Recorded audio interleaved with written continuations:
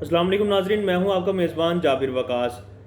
جس کے لیے آج فوری طور پر ویلاگ کر رہا ہوں وہ یہ ہے کہ یہ سٹوری کے مینار پاکستان کے اوپر، جس طرح میں اپنے تمام تر ویلاگز میں یہ بات کرتا رہا کہ اس میں محرکات کو جاننا بہت ضروری ہے، بہت ضروری ہے، اور پھر تفتیش کا یہ جو پروسیجر گزرا ہے اس کے بعد اس بات کی گواہی جو ہے وہ خود عائشہ اکرم نے دے دی ہے کہ یہ تمام تر واقعہ مینار پاکستان کا جو واقعہ تھا یہ پلانڈ واقعہ تھا۔ اس میں اس کے دوست شامل تھے اور ان دوستوں میں سب سے پہلا نام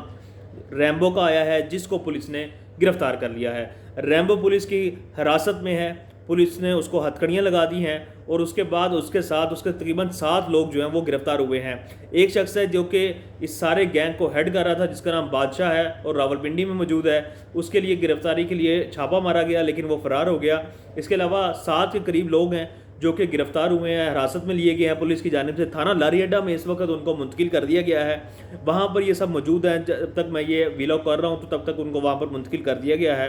اور اس حوالے سے اعلیٰ پولیس حکام سے ہماری دوپہر تک سے بات چل رہی تھی۔ اور اس حوالے سے اگر آپ کو میں یہ بتاؤں کہ عائشہ نے اپنا جو کیس تھا اس حوالے سے ایک تمیمہ بیان دیا، رات 1 بجے آ کر اپنا تمیمہ بیان دیا اس نے، اور آ کر اس نے یہ بیان لکھوایا کہ اس سارے پروسیجر میں جو ہے وہ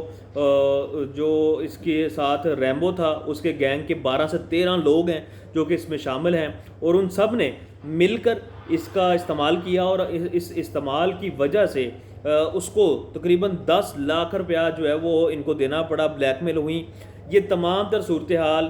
ہم جو کہہ رہے تھے یہ بات کہ گارڈ نے اس کو وہاں سے 2 دفعہ نکالا ہے کہ آپ کے ساتھ کچھ ہو جائے گا آپ نکل جائیں، جو بگدڑ مچ رہی ہے، جو لوگ یہاں پہ آئے ہیں، اس میں پورے پاکستان کے مردوں کو، مرد کمیونٹی کو، مردوں کو بدنام کیا گیا، پاکستانی معاشرے کو بدنام کیا گیا، اور یہ لوگوں نے کہا کہ یہ ایک سانحہ ہے۔ اب شروع کی جو صورتحال تھی اس میں یہ سانحہ ہی لگ رہا تھا، لیکن میں اس بات پہ کھڑا تھا کہ یہ سانحہ نہیں ہے، یہ سانحہ نہیں ہے۔ سانحہ اصل یہ تھا کہ چنگچی رکشہ میں جانے والی ایک خاتون جو کہ اپنی فیملی کے ساتھ جا رہی ہے، اس کا بوسہ لیا گیا، اس کے ساتھ غلط حرکت کی گئی، یہ سانحہ تھا۔ لیکن جو یہ بات ہے کہ کیا نام، جس طرح ہم نے یہ بات کی کہ عائشہ جو ہے اس کی جو معاملات تھے وہ سانحہ نہیں تھا کیونکہ یہ پلان تھا۔ یہ بات بھی پلان تھی کہ بگدڑ مچے گی، کپڑے پھاڑے جائیں گے اور کپڑے پھٹیں گے، پھر اس کے بعد کیونکہ ان لوگوں کو پتہ تھا اور عائشہ کو بھی یہ بات پہلے دن سے پتہ تھی کہ یہ ہونے والا یا ہو گیا، اور یہ ان کی وجہ سے ہوا ہے، یہ رضامندی کے ساتھ ہوا ہے۔ جس کے ساتھ 8-10 لڑکے ہوں ان کے ساتھ کبھی بھی اس طرح کا معاملہ پیش نہیں آ سکتا۔ آپ لوگ جانتے ہیں، آپ اپنے گھر کے خواتین کے ساتھ باہر نکلتے ہیں، لوگ جانتے ہیں ایک بھی مرد ساتھ ہو تو کسی کی جرت نہیں ہوتی کہ کوئی شخص آ کے آپ کے ساتھ کوئی برا کام کرے، کوئی بری حرکت کرے۔ لیکن اگر عائشہ کے ساتھ یہ معاملہ پیش آیا ہے تو اس کا مطلب یہی ہے کہ عائشہ کو یہ بات پتہ تھی، اس کے ساتھ وہ جو لوگ وہاں پر موجود تھے اور وہ خود شامل تھے۔ جو فرانزک ہوا ہے ویڈیوز کا، اس کے ذریعے یہ ثابت ہوا ہے کہ اس میں وہ تمام تر لوگ شامل ہیں جنہوں نے کپڑے پھاڑے ہیں، یہ اس کے دوست تھے، اس کے جاننے والے تھے، اس کے گینگ کا حصہ تھے ریمبو کے، اور انہوں نے اس طرح کیا۔ پھر اس کے بعد اس بات کی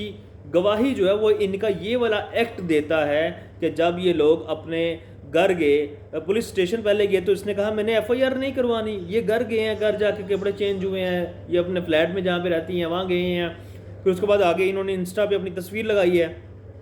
تو اس سے بات سے اس بات کی نشاندہی ہوتی ہے کہ جو عائشہ ہیں انہوں نے اس بات کو جانتی تھی، انہوں نے اس حوالے سے حقائق چھپائے، اور ان کے حقائق چھپانے کی وجہ سے ہوا یہ ہے کہ کئی لوگ تقریباً 200 کے قریب افراد جو ہیں وہ اور ان کے خاندانوں نے اذیت جھیل لی ہے، کیونکہ پولیس تمام ان لوگوں کو اٹھا رہی تھی جن کا نمبر اس دن مینار پاکستان کے قریب ٹریس ہوا، مینار پاکستان کی حدود میں آیا، جیو فینسنگ میں آیا، ان سب کو اٹھا لیا گیا۔ یہاں تک 71 سالہ بوڑھا جس کی میں نے سٹوری کی تھی ان کو اٹھا لیا گیا، ان کے گھر سے اٹھا لیا گیا، کیونکہ وہاں پر ایک دوست نے ان کے نمبر پہ کال کی تھی، اور اسی طرح کئی اور لوگوں کو تنگ کیا گیا۔ لیکن اصل میں ملزم کون تھے، مجرم کون تھے، اس تمام تر صورتحال میں پاکستان کو بدنام کرنے والے کون تھے؟ وہ ریمبو، اس کا گینگ، اور خود عائشہ بھی ہے۔ میں آج بلا جھجک یہ بات کہہ رہا ہوں کہ اس میں عائشہ بھی شامل ہے۔ اب اپنی جان چھڑانے کے لیے، اپنے آپ کو معصوم ثابت کرنے کے لیے، اور اپنے آپ کو جو ہے وہ ہمدردی سمیٹنے کے لیے یہ خاتون جو ہیں یہ اب عائشہ، ریمبو کا اور باقی لوگوں کا نام دے رہی ہیں۔ لیکن ہو سکتا ہے یہ ان کے ہاتھوں یوز ہوئی ہوں، لیکن ان کو ان چیزوں کا پتہ تھا، ان چیزوں کا پتہ تھا کہ یہ جو ہو رہا ہے یہ باقاعدہ پلان کے تحت ہو رہا ہے، اور اس میں 10 لاکھ روپیہ ابھی تک انہوں نے خود کہا ہے کہ جی میں دے چکی ہوں. تو اس کا مطلب یہی ہے کہ اس میں بہت گینگ جو ہے وہ اس کو پتہ تھا کہ اس طرح ریٹنگ آئے گی، ریٹنگ کے بعد جو ہے وہ پیسے آئیں گے، اس کو بلیک میل بھی کیا جائے گا، کیونکہ ان کو پتہ تھا کہ ان کے کپڑے پھٹیں گے. اور جو ان کی برہنہ تصاویر اور برہنہ ویڈیوز ہیں وہ سب سے زیادہ اگر کسی کے موبائل میں موجود ہیں تو وہ ریمبو اور اس کے ساتھی ہیں جن کے موبائلوں میں ویڈیوز موجود ہیں. کچھ ویڈیوز تو منظر عام پہ آئیں جو باقی لوگوں نے بنائی، لیکن زیادہ تر ویڈیوز ان کے پاس ہیں. تو اس کا مطلب کیا ہوا کہ یہ ریمبو اور اس کے دوست تمام کے تمام اس میں شامل تھے. اور اس حوالے سے جو ہے وہ اب اس میں جو تفتیش ہوگی عدالت میں پیش کیا جائے گا تو اس میں ساری چیزیں سامنے آ جائیں گی. اور قوم کو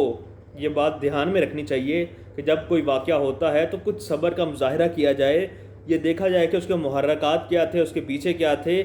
تاکہ اس بات کو پتہ لگے کہ کہیں ہم صرف ایک واقعے کی وجہ سے پوری قوم کو بدنام نہ کریں. اور وہ ایک نام نہاد اینکر جو ہیں جن کے بارے میں مشہور ہے کہ وہ زبانی نکاح کرتے ہیں، پھر اپنی ہوس پوری کرتے ہیں، پھر اس کے بعد وہ زبانی طلاق بھی دے دیتے ہیں. انہوں نے کیا جملہ کہا تھا اور پھر اس کے بعد انہوں نے معافی مانگی. پھر آپ یہ بھی دیکھیں کہ ایک بڑے ڈیجیٹل میڈیا کے ایک ویڈیو جو لگی تھی اس کو انہوں نے وہ ویڈیو ڈیلیٹ کی. انہوں نے وہ ویڈیو کیسے ڈیلیٹ کی، وہ کیوں ڈیلیٹ کی؟ یہ ایک پہلی دفعہ ہوا تھا، شاید میرے علم میں تو یہی ہے کہ پہلی دفعہ ہوا ہے کہ ایک ڈیجیٹل میڈیا کے اتنے بڑے پلیٹ فارم کے اوپر یوٹیوب کے اوپر لگنے والی ویڈیو کو ہٹایا گیا. اس کی وجہ یہ تھی کہ ان کو بھی اندازہ ہو گیا تھا کہ یہ غلط کیس ہے جس کو ہم ہائپ دے بیٹھے ہیں، جس کے ہم غلط پروجیکشن کر چکے ہیں. اور اس غلط پروجیکشن کرنے کی وجہ سے پاکستان اور پاکستان کے باہر تمام پاکستانیوں کے سر جو ہیں وہ جھکے ہیں. یہ پنجاب پولیس کو، لاہور پولیس کو، انویسٹیگیشن پولیس کو اس حوالے سے مبارکباد دینی چاہیے کہ انہوں نے وقت لیا، انہوں نے تنقید برداشت کی، ہماری میڈیا والوں کی تنقید برداشت کی، لیکن اس میں اس کے باوجود بھی انہوں نے اس کے اوپر کام جاری رکھا اور آہستہ آہستہ چیزیں کھلتی جا رہی ہیں. اور یہ اس میں میرا یہ خیال ہے کہ تھوڑا سا شامل تفتیش اب کرنا چاہیے، اس میں بیان نہیں کروانا چاہیے بلکہ شامل تفتیش کرنا چاہیے عائشہ کو، اور اس بات کی نشاندہی خود بخود ہو جائے گی کہ یہ خود بھی جانتی تھیں کہ یہ ہونے والا ہے. اس حوالے سے یقیناً جو اعلیٰ افسران ہیں شاید وہ پریس کانفرنس بھی کریں، لیکن چونکہ خبر پہلے باہر آ گئی ہم نے بریک کر دی، پھر اس کے بعد جو ہے وہ انہوں نے آفیشلی یہ خبریں بھی پولیس نے جاری کروا دی. اور اس کے اوپر جو ہے وہ نہ صرف ان لوگوں کو معافی مانگنی چاہیے جنہوں نے اس واقعے کی بنیاد بنا کر پاکستان میں